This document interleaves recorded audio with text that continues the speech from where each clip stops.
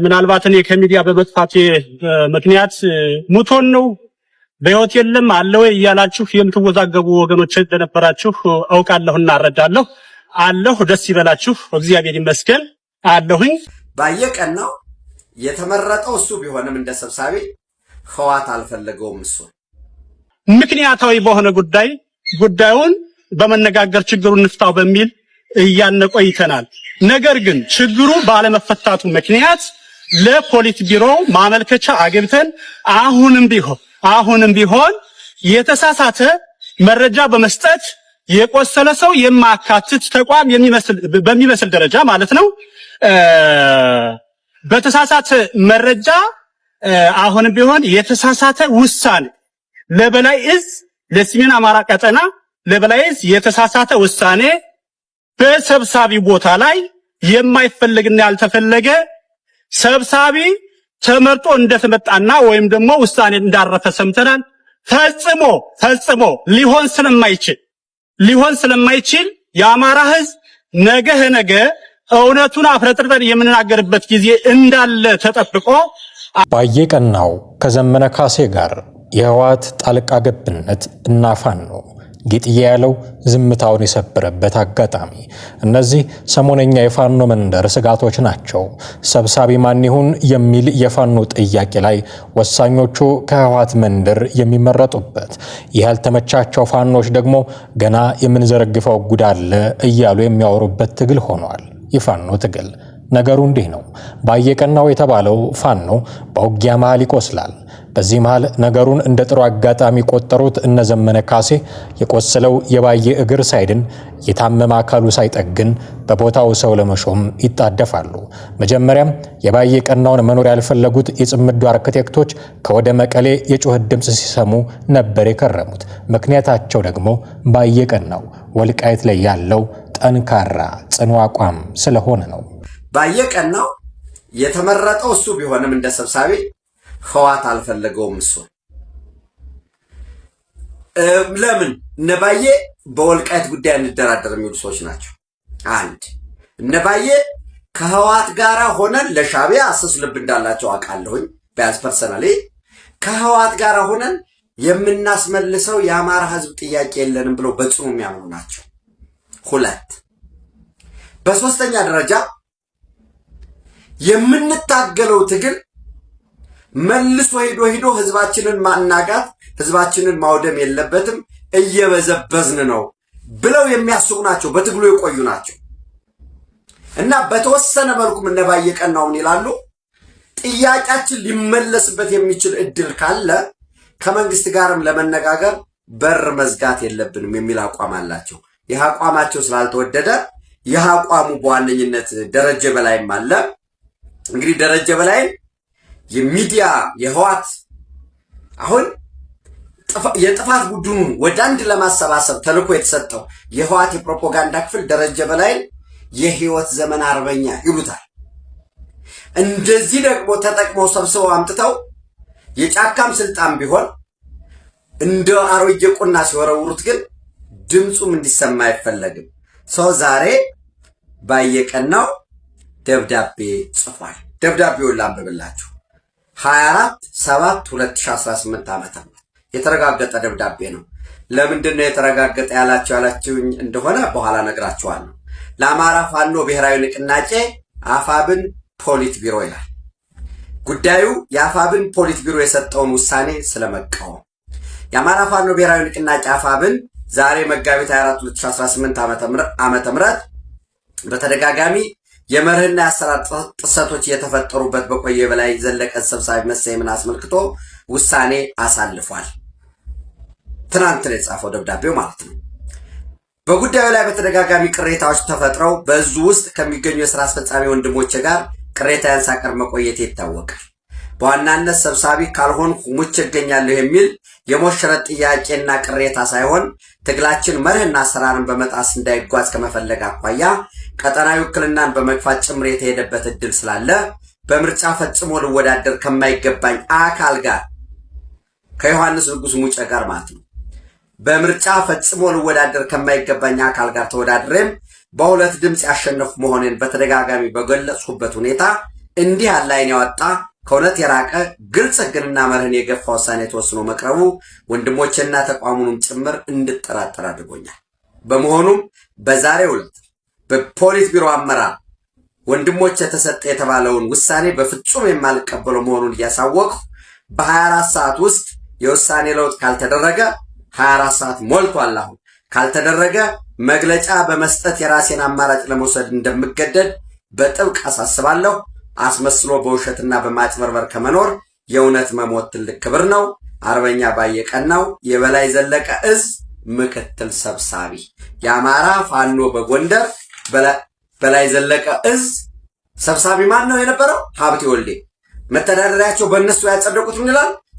መጀመሪያ ሰብሳቢው በሌለ ጊዜ ምክትሉ የሰብሳቢውን ስራ ይሰራል ይላል። አውቶማቲካሊ ባየቀናው ምንድን ነበር መሆን የነበረበት? ሀብቴ ወልዴ አፋብን የሚባል የመሰረቱት ላይ አሁን የፖሊት ቢሮ አባል ሆኗል። ይሄ ባየቀናው ግን የት ነው የነበረው? መጀመሪያ አፋሃድ ጋር እንደ እስክንድር ጋር የማይፈለገው ቡድን ጋር ምን አረጉት? አፋሃድን ለማውደም እስክንድርን ገፉት። ስትራቴጂክ ምናምን እንደዚያ ነው አሉት። ጠፋ። የቁም እስረኛ ነው። በነገራችን ላይ እስክንድር የቁም እስረኛ ላይ ነው። ስልክ የለው፣ ምንም አይነት ግንኙነት ማድረግ አይችልም። የቁም እስረኛ ሆኖ አንድ ቤት ውስጥ ነው ታሽጎበት ያለው። ምናልባት የሆነ ቀን መንግስት በድሮ እንደበደበ ብለው ሊያስወግዱት ይችላሉ። የፖሊት ቢሮ የሚወስነው ውሳኔ ነው የሚሆነው። የዚህ ነገር እውነትነት ራሱ ባየቀናውም ተናግሮታል። ከህመሙ ከተነሳ በሁለት እግሩም ለመቆም ከበቃ በኋላ ሐሳቡን የሰጠው ባየ ተክጃለሁ፣ በዚሁ ከቀጠለ የባሰውን ነገር አውጥቼ እናገራለሁ እያለ እየተብሰለሰለ ነው። ሰላም፣ እንዴት አላችሁ? ውድ የአማራ ህዝቦች እንዴት አላችሁ? አርበኛ ባየቀናው ነኝ። መልካም ያው ወገኖች፣ እንግዲህ እንደሚታወቀው ምናልባት እኔ ከሚዲያ በመጥፋቴ ምክንያት ሙቶን ነው በህይወት የለም አለ ወይ እያላችሁ የምትወዛገቡ ወገኖች እንደነበራችሁ አውቃለሁና አረዳለሁ። አለሁ፣ ደስ ይበላችሁ፣ እግዚአብሔር ይመስገን አለሁኝ። ከዚህ በተረፈ ሲቸግረኝ ምርኩዝ ሁናችሁኝና ሲቸግረኝ ድልድይ መሸጋገሪያ ሁናችሁ ለዚህ ከአንድ እግሬ በሁለት እግሬ እንድቆም መሰላል የሆናችሁኝና ድልድይ የሆናችሁኝ ውድ አማራውያን ወገኖቼ፣ እህትና ወንድሞቼ በጣም እጅግ የላቀ ምስጋና አለኝና እጅግ አመሰግናለሁ። ኑሩልኝ። በሁለት እግሬ እንድቆምና ትግሉን እንድቀላቀል አድርጋችሁኛልና በጣም አመሰግናለሁ። ከዚህ በተረፈ ያው እንደሚታወቀው አንድ አማራ አንድ ተቋም ከቲምና ከጋንታ ተነስተን የአማራ ፋኖ ብሔራዊ ንቅናቄ አፋሕብን ድርጅት እንድንመሰርት የበኩላችን አስተዋጽኦ የከፈልን መሆናችን ይታወቃልና ስለዚህ ያ በሆነ ድርጅቱ በተመሰረተ በማግስት ምናልባት እንደ ሰሜን አማራ ቀጠና በላይ ዘለቀ እዝ የተፈጠሩ ችግሮች ነበሩ። እነኚህ ችግሮች ምንድናቸው ከተባለ ተቋማዊ መርህንና ተቋማዊ አሰራርን የጣሱ አካሄዶች ነበሩ። ምክንያቱም በየትኛውም ዓለም ተቋም ሲመራ በዋናና ምክትል ነው የሚመራና ስለዚህ ዋናው በሌለበት ቦታ ምክትሉ የዋናውን ቦታ ተክቶ ይሰራል በሚል በመርህና በአሰራር ምክንያታዊ በሆነ ጉዳዩን በመነጋገር ችግሩን እንፍታው በሚል እያነቆይተናል። ነገር ግን ችግሩ ባለመፈታቱ ምክንያት ለፖሊት ቢሮ ማመልከቻ አግብተን አሁንም ቢሆን የተሳሳተ መረጃ በመስጠት የቆሰለ ሰው የማያካትት ተቋም በሚመስል ደረጃ ማለት ነው በተሳሳተ መረጃ አሁንም ቢሆን የተሳሳተ ውሳኔ ለበላይ እዝ ለሰሜን አማራ ቀጠና ለበላይ እዝ የተሳሳተ ውሳኔ በሰብሳቢ ቦታ ላይ የማይፈልግና ያልተፈለገ ሰብሳቢ ተመርጦ እንደተመጣና ወይም ደግሞ ውሳኔ እንዳረፈ ሰምተናል። ፈጽሞ ሊሆን ስለማይችል የአማራ ህዝብ ነገ እውነቱን አፍረጥርጠን የምንናገርበት ጊዜ እንዳለ ተጠብቆ አሁን ግን ፈጽሞ መላ ሰራዊታችን መላ አማራ ህዝብ ነገ እውነቱን በአሰራርና በመርህ በመነጋገር ችግሩን እንድናስተካክለው ጊዜ ተሰጥቶን የማይስተካከል ከሆነ ግን የማንቀበለው መሆናችን እያስረዳነ ነው። ለአማራ ህዝብ እውነቱን እያሳወቅነ ነው።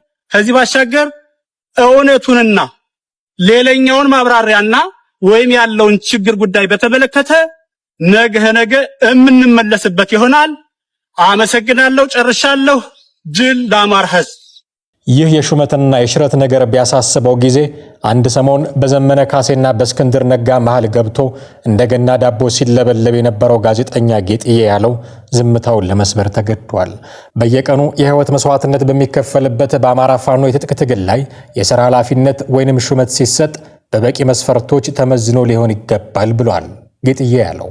ሲቀጥልም ለትግሉ ያለው ታማኝነት፣ የጀርባ ታሪኩ፣ የትምህርት ደረጃው፣ በትግሉ የነበረው ፖለቲካዊና ወታደራዊ ቆይታ፣ ዝንባሌውና ችሎታው፣ የህልውና ትግሉን የሚረዳበት ፖለቲካዊና ወታደራዊ አቅም፣ በሚሰጠው የሥራ ኃላፊነት ላይ ያለው ወይንም ሊኖረው የሚችለው የመምራት የማስተዳደር አቅም፣ የትጥቅ ትግሉን መነሻና መዳረሻ ግብ በቅጡ የለየና የትጥቅ ትግሉ የሚጠይቀውን ዕውቀት፣ ጽናት፣ ቁርጠኝነትና ድፍረት፣ አማራዊ ስነ ምግባርን የተላበሰ እሴቱንና ባህሉን የሚያውቅና የሚያከብር ፈጣሪውን የሚፈራና የትግሉን መነሻና መዳረሻ የለየ መሆን አለበት። ይህ መሆኑ በዕውቀት ክፍተት ምክንያት ሊከሰቱ የሚችሉ ችግሮችን አስቀድሞ ለማድረቅ ይረዳል። ድርጅትንና መሪን ይጠብቃል። የትግሉን አንኳር መሮች ያለማዛነፍ ለመተግበር ይረዳል። በቀጣይ የዲሞክራሲ መሮችን ለመተግበር ልምምድን ይፈጥራል። ከአድርባይነት ከክክል ልከክልህና ካስመሳይነት ያላቅቃል። በጦሩ በህዝቡና በህልውና ትግሉ ባለ ድርሻ አካላት ላይ በዘፈቀደ የሚደረግ የሥራ ኃላፊነት ምደባ የሚፈጥረውን መጠራጠር ይቀንሳል። ሁሉም እንደያቅሙ ዝንባሌውና መክሊቱ ትግሉን እንዲያግዝ ይረዳል። በአባሉ በአመራሩና በህዝቡ መካከል መከባበርን ይፈጥራል። የመሪና የተመሪን መንፈስ ያዳብራል። መናናቅን፣ አለመታዘዝን፣ ጥላቻን፣ ተገቢ ያልሆነ አቻዊ ፉክክርንና በትግሉ ተስፋ መቁረጥን ያስቀራል። ከአካባቢያዊነት፣ ከጓደኛ፣ ከዘመድ፣ ከትውውቅና ከጥቅም የሥራ ኃላፊነት ምደባ ወጥቶ ችሎታንና ዕውቀትን ሲሆን መዳቢውን አካል ተገቢ ካልሆነ ሐሜት፣ ጥርጣሬና ስድብ ያላቅቃል። የመዳቢውን አካል አቀኛ አቋም፣ አቅምና ለትግሉ ያለውን ተአማኒነት ይገልጣል። የመምራት አቅሙንም ጠንቅቆ ያሳያል እና ይህ ቢሆን የሚል ምክረ ሐሳብ እናቀርባለን። በስተመጨረሻ ህዝባዊ መልክ ይዘው የሚጀመሩ የነጻነት ትግሎች ከግብ ለመድረስ ያላቸው ጠንካራ ጎን እጅግ የላቀ ቢሆንም ትልቁ ደካማ ጎናቸው አድርባዩን፣ ሌባውን፣ ዱርያውን፣ ዘማዊውን፣ አስመሳዩን፣ ወንጀለኛውንና ደንቆሮውን ከንጹሐኑ ታጋይ ትግሉ የሚጠይቀውን አቅም፣ ጽናትና ታማኝነት ካላቸው ጋር አደባልቀው መያዛቸው ነው።